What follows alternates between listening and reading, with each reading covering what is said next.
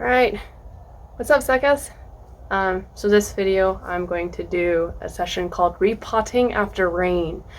So we finally got rain, but the problem is that we got a little too much rain. So the pot that I was working on is now slush.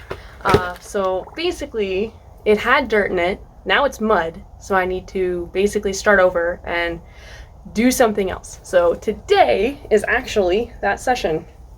Finally, I'm doing a session in the middle of the day rather than at night or super early in the morning where nobody's awake. So finally, get to do this. So I've got my beautiful succulent mix. So I'm doing little bits at a time. So ultimately it's going to really absorb that water. So now basically what I do is I take my slush, I'm going to pour it in there, and then it's going to create a porthole for all that water to come out. And that's essentially what I'm just going to do, is let all that water come out, and then I'll use it to water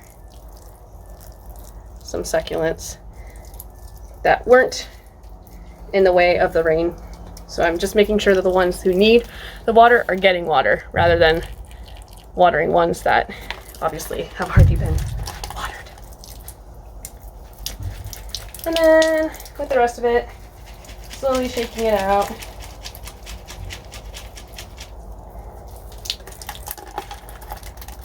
As you can see, that was a lot of water.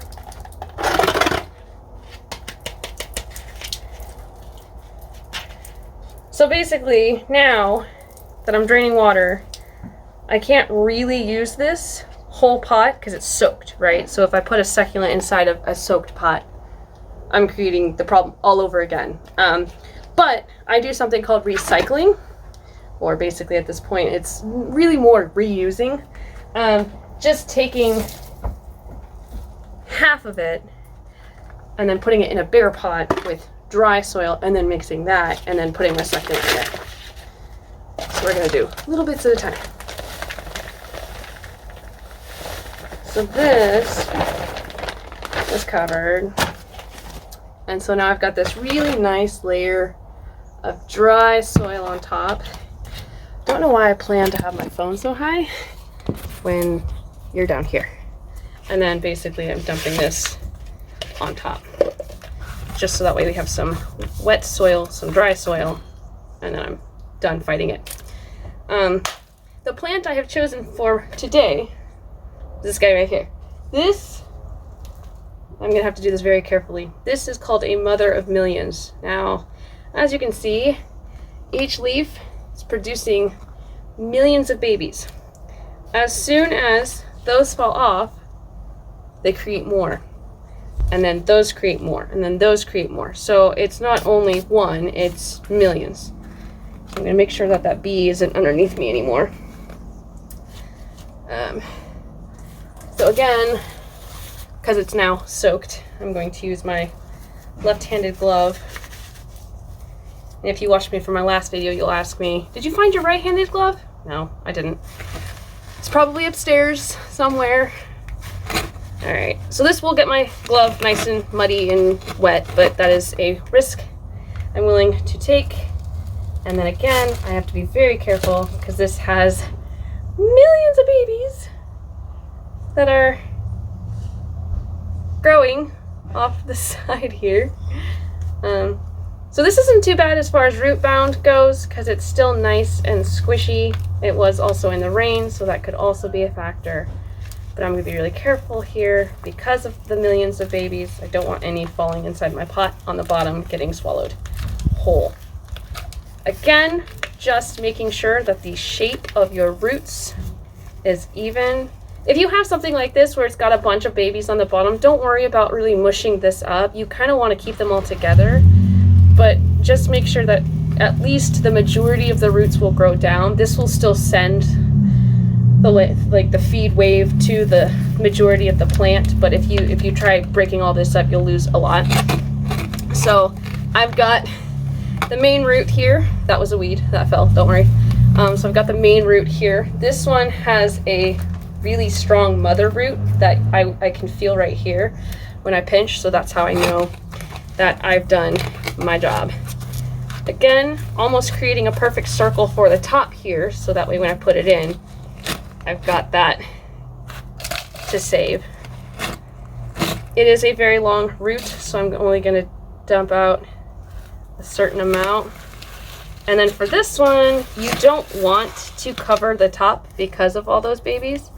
So in this case, I'm just going to basically create a moat around the roots, and then I will push the rest of the soil around the main part of the plant, so that way it's still covered.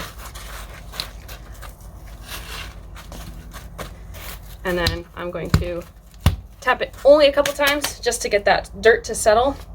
And then ultimately, this is what we end up is a beautiful, you still got your ring of succulents down here, and you still have your mother plant. And then there's even more room on the left side here, so as soon as these babies fall off, they'll fall into the soil. If I wanted to, let me show you, I could absolutely pull this one out and have it create its own. I could do the same thing with the item on the left. And look at that, look at those babies. That is so cool. I love this plant. It is unique.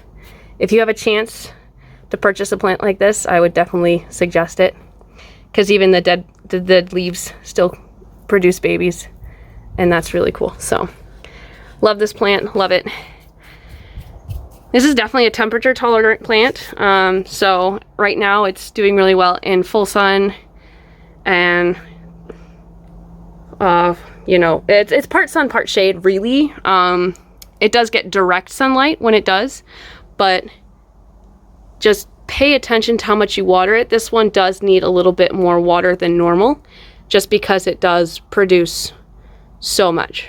So many succulent babies. Look at that. Perfectly formed succulents. And yeah, as they fall in here.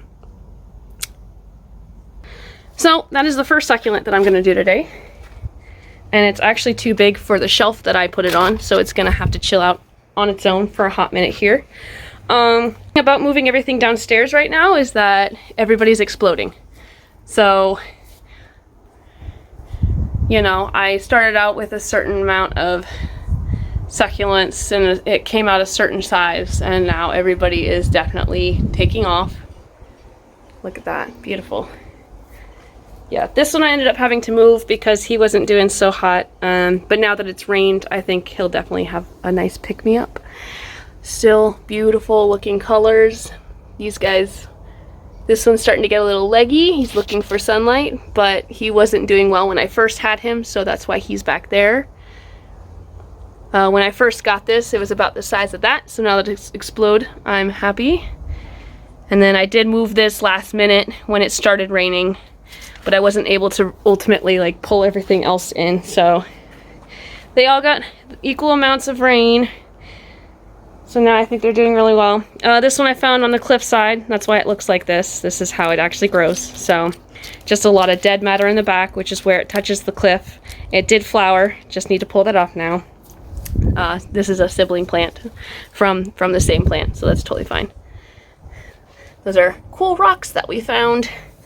So yeah, this is how after rain and what you do if your dirt accidentally gets too wet, and basically just ultimately recycling the soil. So I call it recycling, and you know, you're thinking of like, okay, you're throwing it away to be used for something else. In this case, I'm not throwing anything away. I'm ensuring that I basically cycle it through using dry soil, and then I recycle it again, splitting it up and putting more dry soil in different areas. So that is what I'm currently doing. I don't have all of my succulents downstairs. Most of them are still upstairs. I ordered something from Amazon and it did not turn out to be what I wanted, so I'm a little disappointed, but it is what it is. Repotting after rain. This is a mood. Alright, so I will see you guys next week. I hope this was entertaining as all get out. Eventually I will be able to move all my succulents downstairs, and I will explain why I'm moving them downstairs when I move them downstairs. But for the time being, peace out, suckers, and don't forget to stay messy.